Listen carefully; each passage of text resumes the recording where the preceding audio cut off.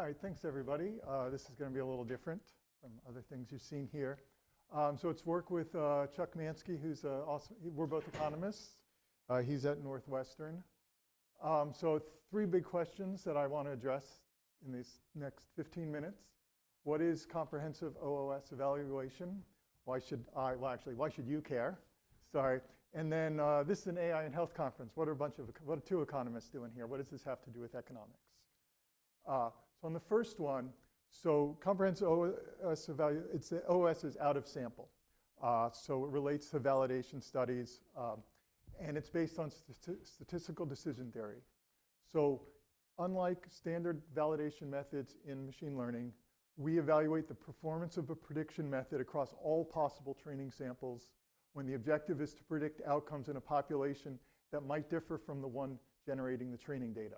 So the basics in everything that's, well, as far as I know, everything going on in ML is you work from effectively an assumption that the training data is drawn from the population of interest, and then you can make statements about it. And a lot of people spend a lot of time worrying about when you get out of that sample. So there's just a question about who's getting into the clinical trials, and then do the results apply outside of there? We saw several talks yesterday. Alex London's talk, he mentioned this several times, concerned about this, about the validation approaches. And this is, we call it comprehensive to distinguish it from the way out-of-sample validation is done now, and we call it evaluation because we think that's the right word as economists. Okay, so it differs from standard validation methods, machine learning, with their limited out-of-sample tests of predictive accuracy, and that's another key thing. All the tests right now focus on predictive accuracy, and what I'll get to at the end is we care about more than that. We don't just care about, do you have this disease?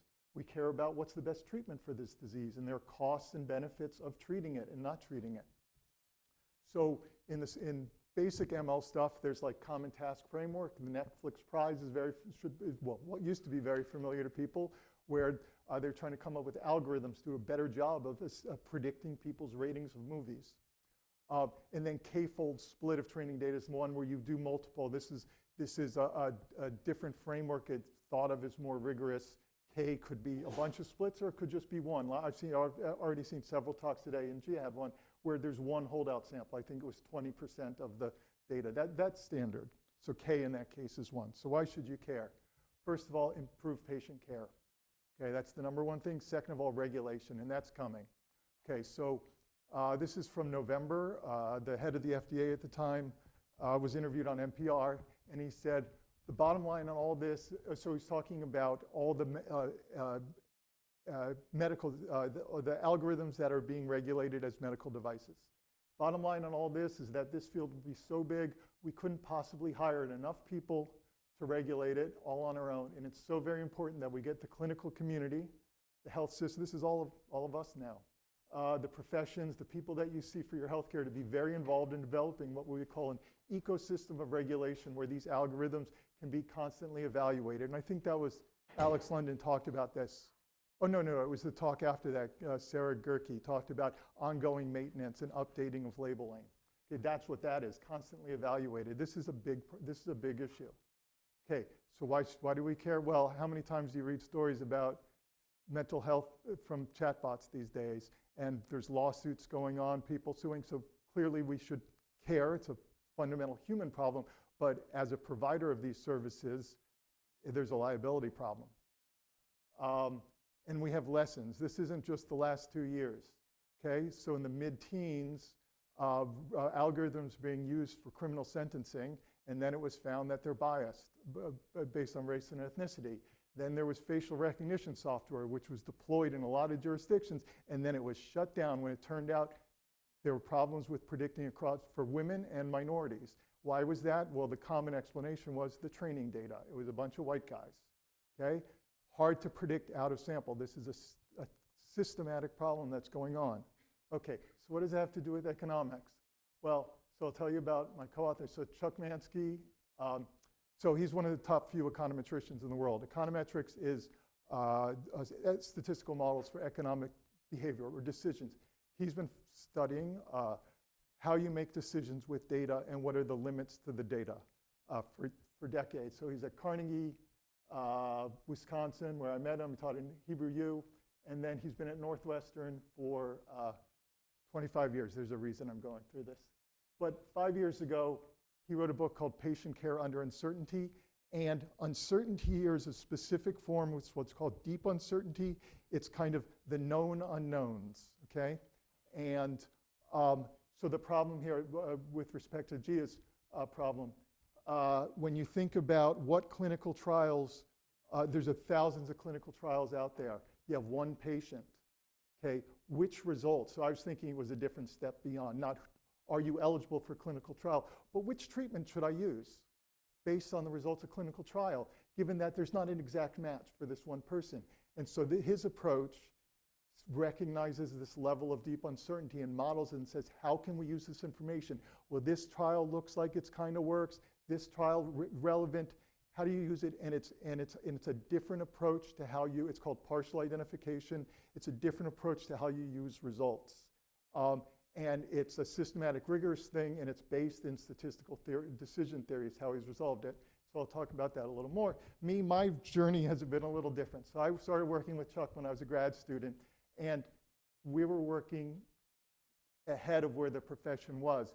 Made it very hard for me to find a job. So I moved around from Michigan, Caltech, USC, Carnegie Mellon.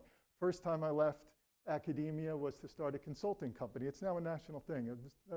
It worked out. I've been at 3 nonprofits. I was the first analytics guy in the NFL. I lasted 7 weeks with Washington, 3 years with Philly till the president of the team fired me. Year later, he was on his way out, and I consulted for the next 5 years.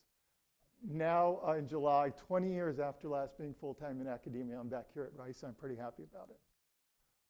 Okay, if you don't believe me that we have something to say, I asked Copilot about it back in September. Okay. The intriguing world of academic research. Chuck and Chuck been delving into a fascinating realm of predictive algorithms. Let's unravel it. It's very polite, very complimentary. These two brainy minds argue. It's about criticized common task force evaluation, proposed comprehensive OOS. It's like giving the old validation methods a fresh coat of paint and a turbo boost. I really like this. What is it? Imagine it as the Gandalf of statistical evaluation, wise, powerful, and guiding us toward better model systems. It's very nice. Called us the Batman and Robin of econometrics, fighting the good fight. So when Chuck asked me, which one's Batman? I was like, come on, you're Batman. He just wanted me to say it. But this is the part that really gets me. I don't get it. It says that I'm at Michigan and he's at Wisconsin. It's 30 years out of date. And it didn't say anything in the first things, but why is a little bit of it 30 years out of date? And if I didn't show you that slide before, would you have any idea? So when you're getting the information from a large language model, it says things that are completely wrong. And it says it with as much certainty as the things that are not bad. If you do the same prompt now, Copilot will give an incredible summary of our paper, and Meta AI will say, I never heard of these guys. Are you looking for Domino's Mansion? So literally, that was last week. It is remarkable what LLMs can do, but when you apply it to, and this is, it's amusing, but when you apply it to real world problems, we need to think about how it's really working. So what we did was we went back to the work of Abraham Wald. So he has a model of how you use data to make decisions, and it's from the 40s. 2 reasons why this was not taken. The computational requirements for any interesting problem are really, really hard, okay? So now, Chuck and I have a paper from 2017 where we dealt with a relatively simple problem, did simulations. It took days on my laptop. Now you could probably do it in seconds, and that's great. So, but going forward, we now have computational power to catch up, but what we recommend in this paper, I think it's going to require quantum computing. So that's still a ways away for any real world problems. But for building towards the problems over the next 5 years, 10 years, whatever it is, that's what we're trying to do to build the framework. The second reason no one knows, he died in a plane crash right after this paper was written. His last paper was written. There's a review of it by Leonard Savage, who's a big-time statistician, where he goes in, and it's kind of a critical paper. It's really good, but it has some nice criticism. But he's writing it as an effectively as an obituary in the Annals of Statistics, I want to say. It's really fascinating. So that it was kind of forgotten, both because it's difficult to use, and I think because he died young. Okay, so what have we done? We have a paper in Chance, a really accessible piece, like 5 pages for general interest audience. Chance is published by American Statistical Association. You can see I kind of like the name. It's now the most read and most viewed paper in the last year in Chance, probably because it has AI in the title.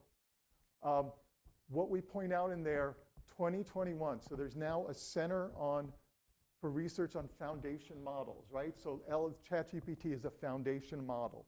Llama is a foundation model. 100 authors of this 200-page report, 2021, they say, despite this impending widespread deployment, they got that right, of foundation models, we currently lack a clear understanding of how they work, when they fail, and what they're capable of. If you think this has changed, well, a year ago, Tommaso Poggio, whose work I really like, he's at MIT, we still do not understand why deep networks work. 2 months ago, Poggio and a couple others, DNNs have achieved remarkable breakthroughs. Despite their rapidly growing set of achievements, our understanding still lags behind their empirical success. Without deeper theoretical insights, it remains unclear why certain architectures scale so well to high-dimensional tasks, or how to pinpoint the limits of deep learning. That should worry you if you're doing medical care based on large learning models.